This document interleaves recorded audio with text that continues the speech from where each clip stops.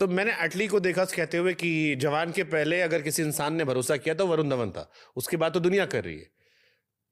तो ये भरोसे के चलते फिल्म मिली, कैसे फिल्म कैसे मिल गई आपको? क्योंकि पैन इंडिया बड़ी फिल्म है ये। और नहीं, 100% नहीं, जवान बनी नहीं थी जब हम लोग जुड़े थे, हम लोग ने बातचीत शुरू की थी। एंड जब उन्होंने सब्जेक्ट नरेट किया, बोला ऐसा ऐसा ऐसा, तो मैंने उनको पूछा भी कि सर आप मुझे क्यों लेना चाहते हो? So he said you look like a baby. तो मैं समझा नहीं, ऐसा एक्शन में look like a baby. So he said I want a baby face assassin sir. तो इस जो इंसान बहुत शान दिखता है, जो दिखने में फ्लावर जैसा हो, एक्शन फायर जैसा हो। हाँ, कुछ ऐसा उनको चाहिए जेन्युइनली। Super super. लेकिन इस फिल्म को लेकर एक ये भी था कि शायद थलापति विजय की फिल्म आई थी, उन्हीं की। सो दैट इज एटलीस्ट उससे काफी इंस्पायर्ड शायद, या उसी का रीमेक है। So it's a adaptation.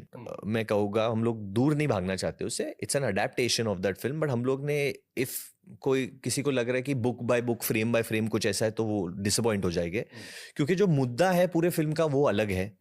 This film deals with child trafficking and ऐसा मुद्दा किसी ने कमर्शियल फिल्म में कभी उठाया नहीं है, कभी दिखाया नहीं है। तो जिस तरीके से ये दिखाते हैं, and I would say obviously romance है, एक्शन है, ड्रामा है, काफ़ी उतार चढ़ाव इमोशन वाले चीज़ भी है, but it also deals with women safety in this country.